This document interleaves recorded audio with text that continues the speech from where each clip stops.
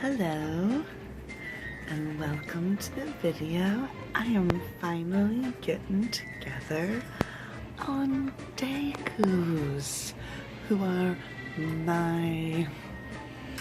one of my pets that you might not have heard of before. Degus are related to chinchillas and rabbits. And a little bit to guinea pigs as well, but their closest living ancestor is the rabbit. There is some debate as to if they are considered a rodent or a lagomorph. I hope I'm saying that right. Lagomorphs are like rabbits and hares and these guys, where they're not exactly nocturnal or I'm not going to be able to say what it means when they're awake during the day, but they're not nocturnal or up during the day. They are up during dawn and dusk, so they're super active then in the wild. And so I find how that relates to having them pets is that they just take naps all day, but pretty much anytime they see you around, at least one of them is going to want to come over and say hi and get some attention. Feeding Degus is both tricky and it's not, because you basically want 85 to 95% of their diet to be a high quality hay. Most people who live in an urban area like me get Timothy hay or orchard grass or something like that from the pet store. It is important not to get them alfalfa grass, as that is too rich in protein for them. What are you doing? What are you doing? Boogity, what are you doing? Oh, she's giving me a weird look, guys. So, yeah, that's really easy in the sense that a big chunk of their diet is just that you want them to have that and you want them to have it all the time. But the 15 to 5% of the rest of their diet can be really tricky, because you do need to buy Degu particular pellets. It used to be thought that you could get them chinchilla pellets or guinea pig or rabbit pellets or a mix of those together, but they all really just have too much protein. And also Degus are very sensitive to sugar. Actually, how Degus ended up in the pet hobby originally had nothing to do with them being smart, wonderful, incredible pets at all, but was because in their natural environment, they have absolutely no sugar. So all Degus are 100% diabetic. And so they were being tested on for diabetes, and the scientists found how smart and trainable and personable and friendly they were. And so that's actually how they ended up in the pet trade, which I have always found to be kind of interesting, even though, of course, it's so sad that animals are tested on, but this was tests for diabetes. This was not cosmetic testing or something. And now we can have them as pets, and it's really wonderful.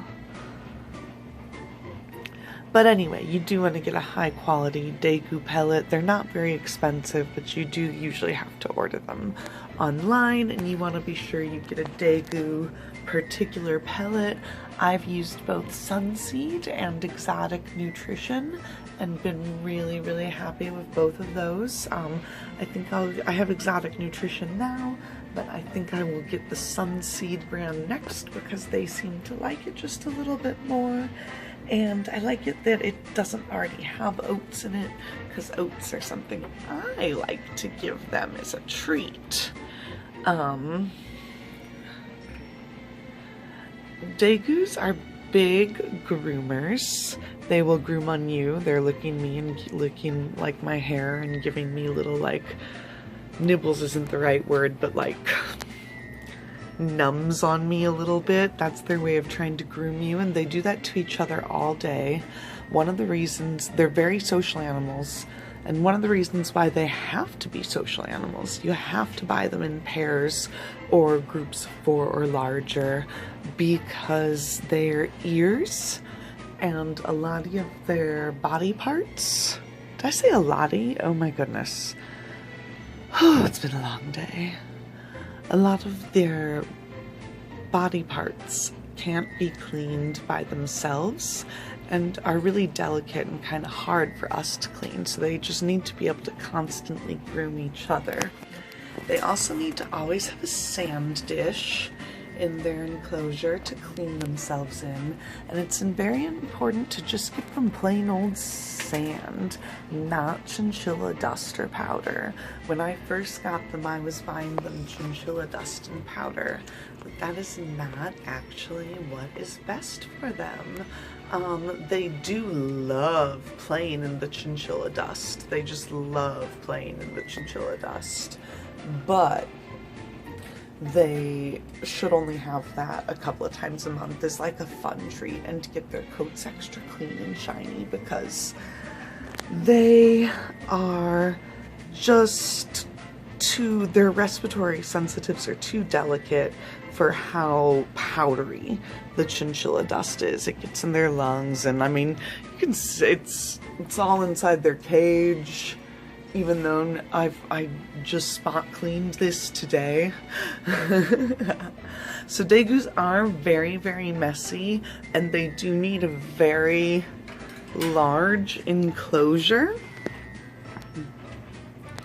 as well as plenty of time outside the enclosure, on you, in a safe room, or I have a pack and play that we get out in, and so they do need to also get out of their cage, ideally like an hour a day, but a few hours a week at least, and they need to have lots of bonding time with you every day.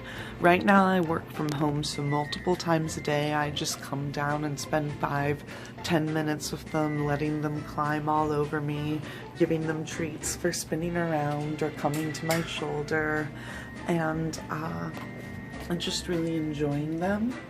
And that's really nice for them too, because they like to take naps and come in and use a little spurt of energy and then come on out. So in addition, I guess I need to go back to diet. This video is getting longer than I thought it would be, because I just keep talking about my sweet little babies here. I'm sorry. But in addition to a high quality Degu pellet, you do want to offer them some treats, dried spices or fresh spices that you've grown yourself, like basil, sage, and cilantro are big favorites, as are things like dried hibiscus flower and rosebuds. Just be sure wherever you're getting it from, it hasn't been treated. I grow tons and tons and tons of basil for them. Then I also have this treat bag melody that I make, and it is oats and some seeds and nuts that are okay for them. Oh, see, they're just seeing it and going crazy. There's also a mix of flowers in there that I actually found in the reptile section, saying that they were tortoise toppers, and I was like, oh, well, they'll be perfect for the Degus. So a seed mix, this is basically a mix of dried herbs, seeds, oats, a little bit of nuts, and dried flowers. Oh, and now that they've seen it, they're going crazy for it, so I have to give them some. It's also okay to treat them with fresh fruits and veggies.